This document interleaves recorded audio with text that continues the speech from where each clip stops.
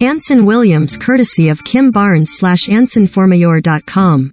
Logo text. The latest celebrity to run for office in California is 72-year-old Anson Williams, who played Dopey Potsy on Happy Days and has tossed his hat in the ring to become mayor of Ojai. The November 8th election will see Williams challenge incumbent Betsy Sticks on a platform that includes developing a sustainable tourism infrastructure, shuttle service and weekends for major events, expansion of bike paths and trails, solar incentives and a greywater system for hotels and golf courses, among many other proposed initiatives. Not only are things not being done or completed, but there's a division in the community that won't continue under my leadership, explained Williams, who told The Hollywood Reporter that he doesn't expect to rely too heavily on Hollywood connections to raise his chances outside of Happy Days. Brothers, Ron Howard and Henry Winkler. I've had deep friendships with them for more than 40 years. They would help and I would love that because we're family.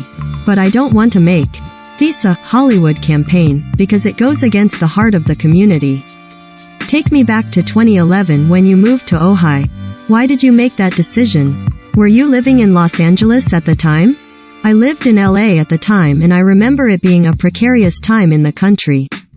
I was thinking about my kids at the time, and I wanted to get to a fail-safe community that could be a very positive experience for them. I had always loved Ojai through the years and come up to spend a weekend or go hiking. It's always been a very special, loving and kind community where I felt the best of me. At that time in 2011, I was very fortunate to have been able to buy a house here while keeping the other house in LA. We would come up for almost like retreats for 3 or 4 months a year. It became a place to grow vegetables, and it felt much safer than the environment we were in. I moved permanently more than 4 years ago after having a personal situation come up, which came after a really scary time in my life when I had colon cancer. The cancer wasn't a big deal as they were able to fix that, but I had a lot of complications in the hospital that ended up being quite precarious. A 4-day stay ended up a month. But I survived it and now I'm great, thank goodness. But the personal problems in my life left me pretty broken and just so depressed. I really needed to kind of fire up again in life. Slowly, this community embraced me and brought me back. I owe a lot to Ojai for that, for my health, my sanity and the ability to move forward. What sparked a desire to get into local politics? I really became perturbed at the division I saw happening in Ojai. It hit right down the center because of disinformation, backdoor politics and shadowy situations. The can kept getting kicked down the street and it seemed like nothing was getting done to keep our city secure and thriving, sustainability-wise. I saw it was becoming a mess, and someone asked me to run for mayor. At first, I thought it was a crazy idea. However, years before, I was on the board of the USO and the board for United Cerebral Palsy. I'm familiar with big challenges. As a director, you get used to directing 100 people on set. It's like a small city, and you need psychology and all of these other skills to help people to get along and accomplish a task with respect to everyone involved. It's a very challenging job, and those skills have stayed with me. So, after thinking about it, I called 5 other small-town mayors for advice. Who did you call? I called Mayor Debbie Ruddock in Half Moon Bay.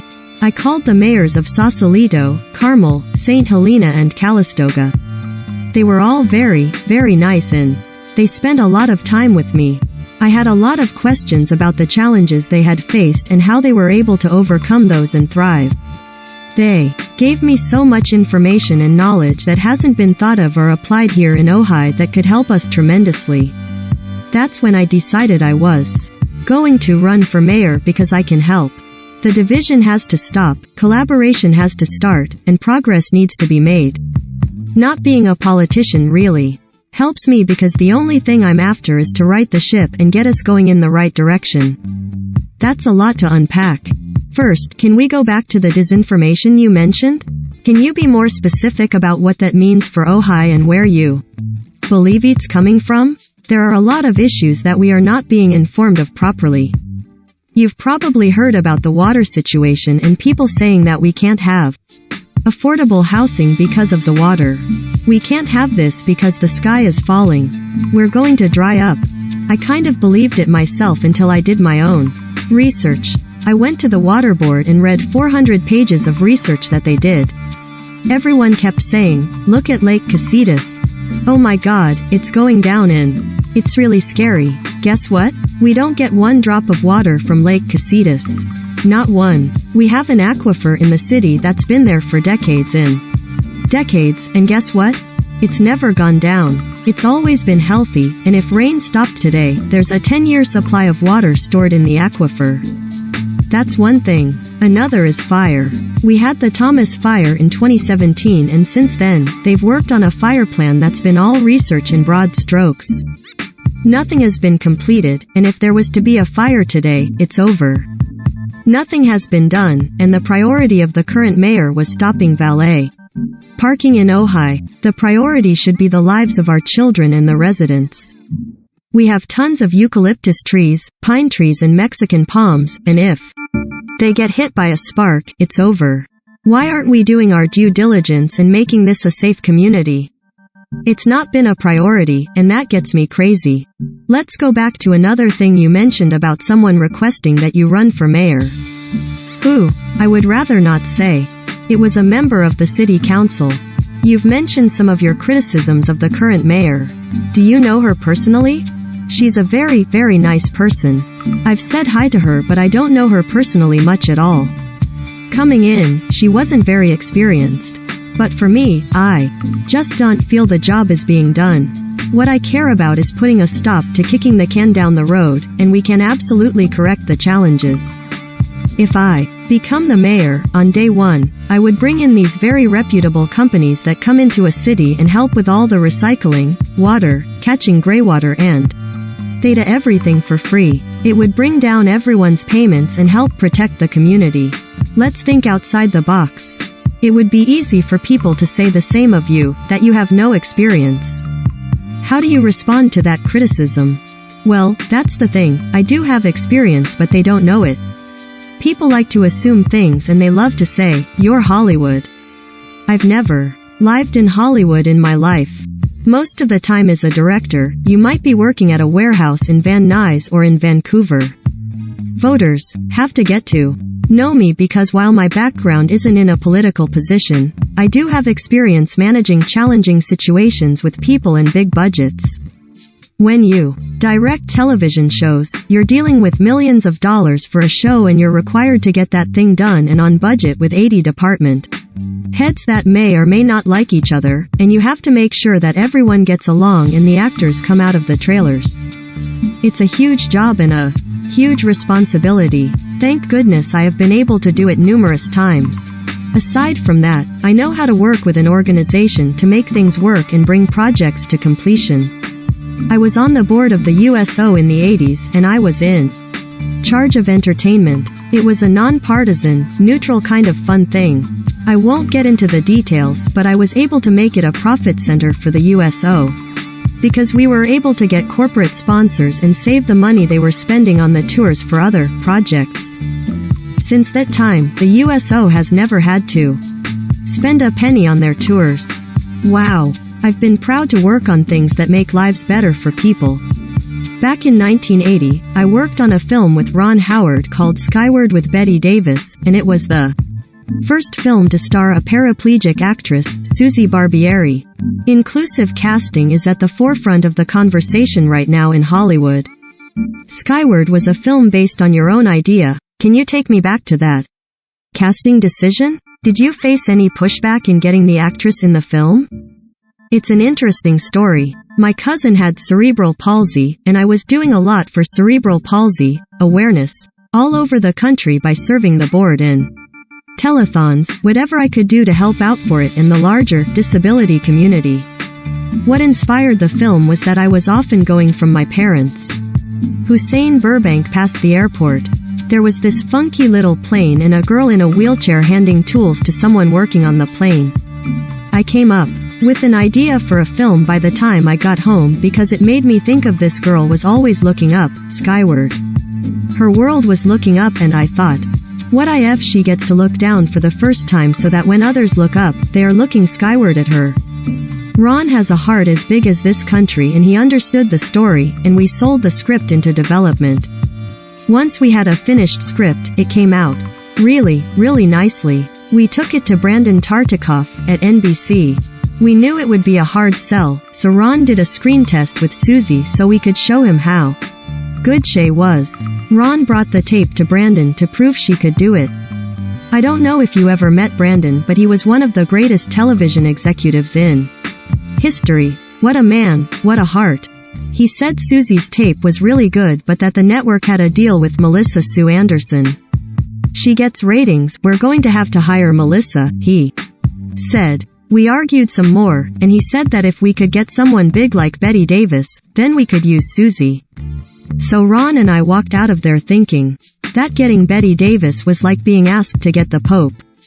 Her career was so hot then, and that very night, I was watching The Tonight Show with Johnny Carson, and who is on there? Betty Davis. She was complaining about all the old lady parts she was being offered, saying she wants some action parts. What's more of an action part than playing a flight instructor in Skyward? We got her the script and she read it and said yes. So we got Betty Davis and we got Susie. The film got made, and the word got out about disability rights, at a time when the movement was gaining traction. The United Nations proclaimed 1981 as the Year of Disabled Persons. We even screened the film at the Kennedy Center, and Betty Davis showed up, as did members of the Senate and Congress. We met with lobbyists and politicians. The film became a tool, ahead of the passing of the Americans with Disabilities Act. I don't want to go off on too much of a tangent here, but I read that Ron Howard said he had a hard time with Betty Davis on the film because she was quite cold to him and would only call him Mr. Howard for much of the production. Yes, and then one day she said, "I'll see you tomorrow, Ron." What was your experience with her? It was a challenge, man. It was a challenge. She was tough. She was tough. She said to me, "You're a baby. You're a baby." I said, "Yeah, but I'm also the executive producer." By the way, that was just another challenge that I got through. When you look back on your Hollywood career, what are you most proud of? There are so many projects that I'm incredibly proud of.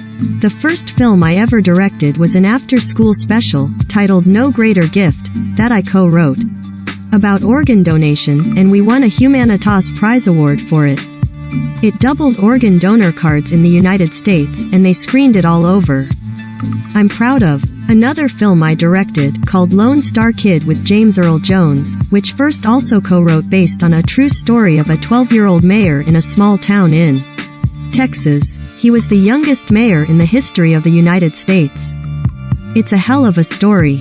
Looking over your Hollywood resume, it looks like you've slowed down on directing and producing over the past 10 years.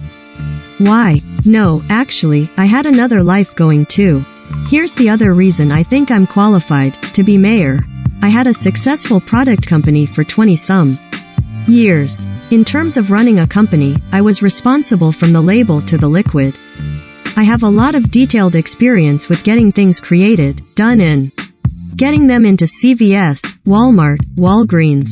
So when people ask me if I think there will be pressure to get things done as mayor, I say no, because I know how to work under pressure, whether that be running a company or running a set. Ojai is such a popular destination for visitors, especially those coming from Hollywood. I know a number of people have second homes there or in the area. How will you rely on your Hollywood peers or colleagues for your campaign? First of all, Ron Howard and Henry Winkler have been so supportive. I mean, they're brothers, they really are brothers. They are people I've had deep friendships with for more than 40 years. They would help, and I would love that because we're family. But I don't want to make this a Hollywood campaign, because it goes against the heart of the community. Speaking of the community, you've been posting videos on Twitter asking a question of the day to engage the community. What's the most surprising thing you've learned from that? It's a combination. I find a lot of it is about the frustration of things not getting done. People are surprised at the disinformation. It kind of woke them up a little bit. I've also learned what I had to do to get people to give me a chance because people have a lot of preconceived ideas. A lot of what I've been doing is to help bring them around to at least listen to me, listen to my platform and what I'm about. I know this is about proving myself to voters that I'm a viable choice. Give me a chance. One of your recent tweets had a lot of engagement, the post calling out Marjorie Taylor Greene for lecturing us on mental illness. Why did you decide to do?